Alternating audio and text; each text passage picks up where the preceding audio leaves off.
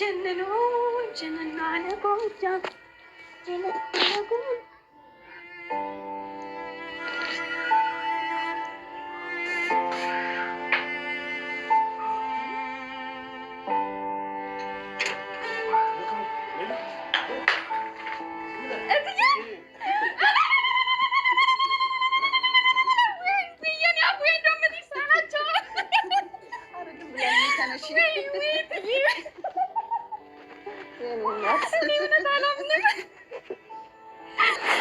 ደስ ብሎኝ ነው እኮ እትዬ። አይድም ብለን እና ደስታ ያስለቅሳል እንዴ? እንዴት አላለቅስ እትዬ። እንኳን ለቤቱ አበቃሁት። አመሰግናለሁ ድንብላል። ደግሞ ቤቱ ምን አድርገሽ ነው አውደ ዓመት ያስመሰልሽው እንዴ? ዛሬ እኮ ታዲያ አውደ ዓመት ነው እትዬ። እንዴ ዛሬ በዓል ነው እንዴ? አይ እትዬ፣ እርስዎ ወደ ቤቱ ከመመለስ በላይ አውደ ዓመት አለ እንዴ? እውነቷን እኮ ነው የሚሉ። ዛሬ አውደ ዓመት ነው። ከዚህ በላይ እኮ አውደ ዓመት የለም። ታምቹ ምን ሆነካል? ምን ሆንኩ? ቆይ ስለምን እያሰብክ ነው? ቡና ልንጠጣ አይደል እንደመጣ ነው እንዘንዝፊ።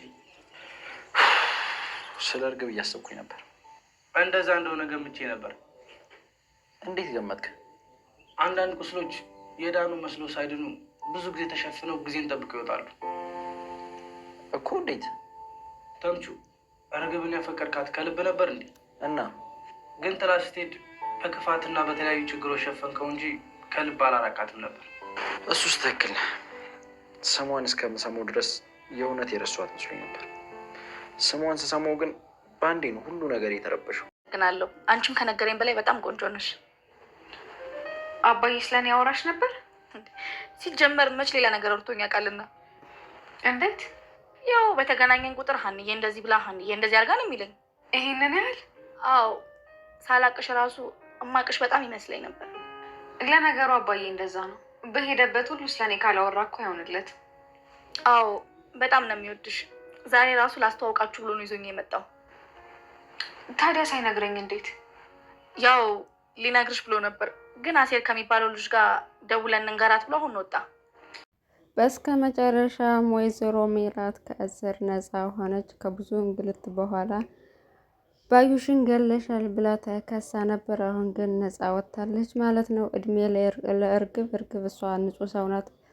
መታሰር የለባትም። ይህም ሁሉ ጊዜ ማሳለፍ የለባትም እስር ቤት። እኛ በስራችን ነው ብንቀጣም፣ ስለዚህ እሷ ነፃ መውጣት አለባት ብላ ቪዲዮውን ከጠቆመች በኋላ ቪዲዮውን በማግኘታቸው ፖሊሶች ገዳዩ በቪዲዮ ስለታየ ወይዘሮ ሜላት ነፃ ነች ተብላ በዋስ መብት ተለቃለች እና ሀኒቾ ነበር ዛት የመጣች። ልጆቿ ደግሞ በጣም ናፍቀው እየጠበቋት ነበረ። ሁላቸው መጥተው እያለቀሱ በቃ በጣም በመታሰርሽ ተስፋ ቆርጠን ነበር፣ እዚህን ጊዜ ትመጫለሽ ብለን አንድ ቀን ማናስብ ነበር፣ በጣም ተስፋ ቆርጠን ነበር እያሉ እነ ሰላምም እነ ምናሴም እያለቃቀሱ ነበረ። እና አሁን የደስታ ቀን ነው ዛሬ፣ ማልቀስ የለባችሁም ብላ አጽናንታ ወደ መኪና ገብተው ወደ ቤት ሄዱ ማለት ነው። እቤት ሲሄዱም ድንብላልዬ ጎበዝ ናተኝ። ቤቱን እሳር ጎዝጉዛ ቡና ፍልታ ዳቦ አስመጥታ ፏፏ አድርጋ ጠብቃቸው ነበር። ልክ ሲገባ ሁላቸውም ሲገቡ ልልል ብላ ቤቱን አቀለጠችው ማለት ነው። እና ወይዘሮ ሜላትን አቀፈቻት። እትዬ እንኳን ለዚህ ያበቃሁት፣ ሁሌም ጸሎት ሳረግ ነበር፣ ስለመጡ በጣም ደስ ብሎኛል ብላ ቤቱን እንደዛ ደመቅመቅ አድርጋ ጠበቀቻቸውና ቅድም ጧት ስንወጣ እኮ ቤት ውስጥ ምንም ነገር አልነበረም፣ በዚህ ፍጥነት ይሄን ሁሉ እንዴት አዘጋጀሽ እያሏት ነበር ሰላምና ሀኒቾ። እሷ ግን ያው አሁን ብር አዲስ አበባ ላይ ብር ይጭነቀው እንጂ ሁሉም ነገር ማዘዝ እንችላለን እና ዳቦውን አዝዤ ነው ያስመጣሁት ብላ ሁሉን ነገር አዘጋጅታ ጠበቀቻቸው ማለት ነው። እና ወይዘሮ ሜላት ነፃ ወጣ።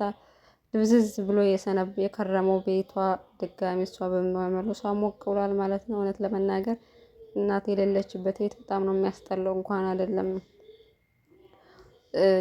ለረጅም ጊዜ ጠፍታ አይደለም ለአንድ ቀን እንኳን ቤት እናት ስትጣጣ የቤቱ ቆሌው ራሱ ነው የሚገፈፈው። በጣም ነው የሚያስጠላው። ምን የፈለገ ሀብት ቢሞላ ምን የፈለገ ምግብ ቢሞላ እናት ከሌለች በጣም ነው የሚያስጠላው። እና ቤቱ ወይዘሮ ሜላት ስለተመለሰችበት አሁን አንድ አዲስ በቃ ድራማው ሁላ ይለኛል ለመናገር በጣም ደስ የሚለኝ እሷ ስኖርበት። በሌላ በኩል የአቶ ኖላዊ የአባባ ኖላዊ እና የፋኖሴ ፍቅር እንደቀጠለ ነው። ፋኖስ አባባ ኖላዊ ጠፍተውባት ስለነበረ ቤታቸው ድረስ ቀጥታ መታለች እና ለምንድን የጠፋህ? ሽማግሌ መቀበል አልነበረብኝም ማለት ነው። እጄ እንዳስገባኝ ስታረጋግጥ ጠፋህ እያለቻቸው ነበር። እሳቸው ግን ያ ሳይሆን በቃ ግብቻ አንቺን ካገባሁ በኋላ በምን አስተዳድርሻለሁ እያልኩ እያሰብኩ እየተጨነኩ ነው። በዛና እኔ አንተ ጥገኛ ልሆን ነው እንዴ የምታገባኝ? ለአንተ ሚስት ምን ማለት ነው ብላ ጠየቀችው። እና እኔ ከዚህ በፊት ሚስት የጥላኝ ስለሄደች ለሴት ልጅ ጥሩ አመለካከት የለኝም፣ ስለዚህ ሚስት እንድናት ብዬ መግለጽ አልችልም ብሎ መለሰላት። እሷም በጣም በሚገርም ሁኔታ ስለ ሚስት በረከት ናት። ሚስት አንተ ኑሮህ ሞልቶልህ ስታመጣት ያው ትርፍ ነው የምትመስልህ፣ ነገር ግን በጎዶልህ ስታገባት ግን እያንዳንዱ ነገር በእሷ ጀርባ ከእሷ ጋር ነው የምታይዘው። እሷ ስለመጣች በህይወቴ ነው ይህ ሁሉ በረከት ያገኘሁት ብለህ ታስባለህ። ስለዚህ ሚስት በረከት ናት እንጂ በሞላ ነገር ውስጥ የምትገኝ ትርፍ አይደለችም ብላ በሚገባ አስረድታቸዋለች። እና መጨረሻ ላይም በጣም ደስ ብሏቸው ሲላፉ እነ ተምቹ ከች ብለው ሁለት ተምቹ ላይ አጓጉል ሰዓት ነው ሁሌ የሚደርሱት እነዚህ ልጆች። እናም ሌላ ነገር ጠረጠሩ ማለት ነው። ከዛም አባባ ኖላዊ ተቆጥቶ አታምሮ ቁጭ በል ተባሉ። ቁጭ ብለውም እንግዲህ ባለፈው እርግብ መልእክት አስተላልፋለት ነበር ዘሪውን ስታገኙ እንደታሰርኩና ከእስር ቤት መጥቶ እንዲጠይቀኝ ንገሪው ብላት ነበር እና አስታውሳ ጠየቀችው። የእርግብ ስም ሲሰማ አቶ ዘሪውን ድርቅ ብሎ ነው የቀረው ማለት ነው። ምክንያቱም እርግብን የት ነው የምታውቂያት? ጓደኛዬ ናት ብላ ስጠይቀው በቃ ተወዛገበና መታሰሯንም አያውቅም። ሁሉን ነገር አባባ ኖላዊ ያውቃሉ፣ ግን ዘሪሁን አልተናገሩም። ያልተናገሩበት ምክንያት ደግሞ ያው አንተ እንዳትረበሽ ነው፣ ተጨንቅ ምንም ነገር ስለማታመጣ ለዛ ነው ያልነገርኩ ብለዋሉት እና እሱም ተናዶ ወጥቶ ሄደ ማለት ነው። ተምቹም ተከተለው ማለት ጆሮም ተከትሎት ሄደ። በዚህ ሁኔታ እንግዲህ በጣም ተረብሿል። የረሳት መስሎት ነበር። ነገር ግን ያኔ በመጨረሻ ሲለያዩ በጣም መጥፎ ቃል ስለተናገረችው እሱን እያሰበ እና እስር ቤት እንደታሰረች እና ሄዶ እንዲጠይቃት እንደምትፈልግ ነው የነገረችው። እና በሁለቱ ሀሳብ ውስጥ ውዝግብ ውስጥ ገብቷለኝ። አንደኛ ሄዶ መጠየቅ ይፈልጋል፣ ግን ደግሞ ያኔ በዛ ሁኔታ ነው ጥላኝ ሄደችው፣ ስለዚህ እጅ አልጠይቃትም ብሎ ያስባል። በሌላ በኩል ደግሞ ምንም ብትሆን ደግሞ እወዳታለሁ፣ አብረን ጥሩ ጊዜ ያሳልፈን፣ እጅ መጠየቅ አለብኝ የሚለው ሀሳብ በሁለቱ ሀሳብ ውዝግብ ውስጥ ገብቶ እንግዲህ ከራሱ ጋር ጦርነት ገብቷል። ተምቹ የተባለ ምቹ ሰውዬ ማለት ነው።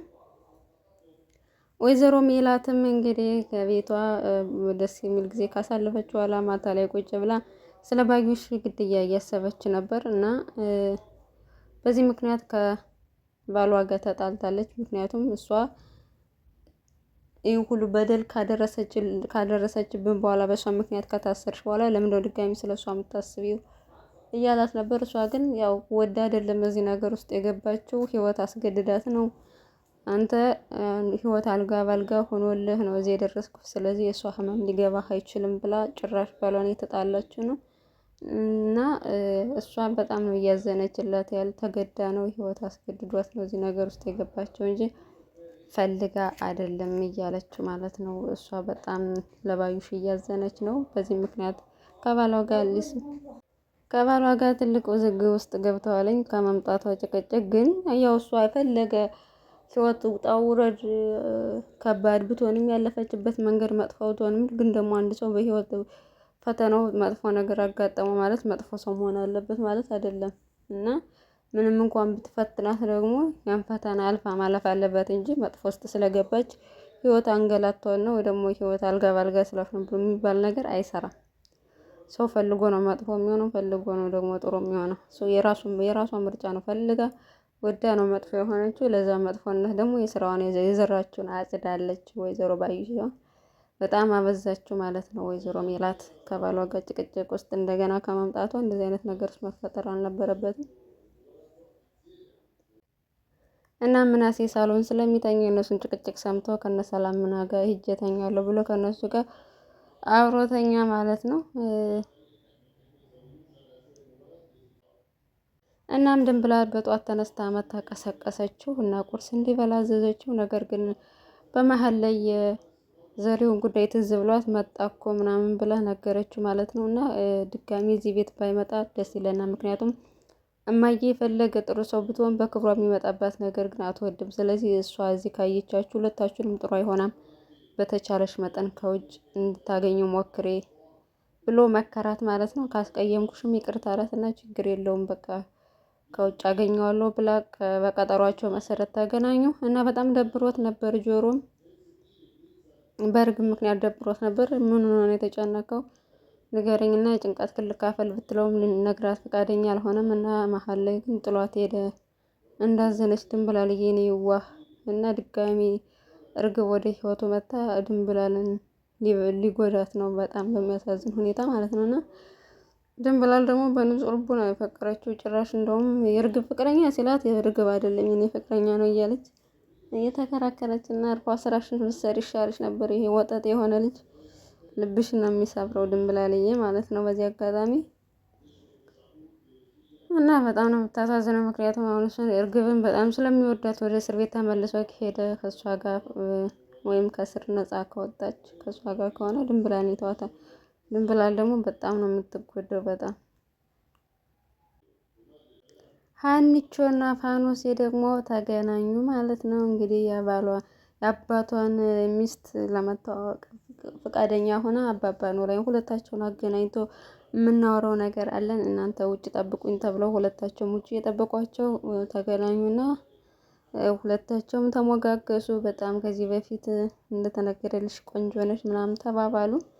እናም ሀኒቾም አደራ አለቻት። ምክንያቱም ከዚህ በፊት አባዬ በሴት ስለተጎዳ ድጋሚ እንዳትጎጂው እባክሽ ተንከባከቢው ብላ አደራ አለቻት። እሷ ግን የራሷን የህይወት ታሪክ በጣም 14 ዓመት አረብ ሀገር ሰርታ መጣ።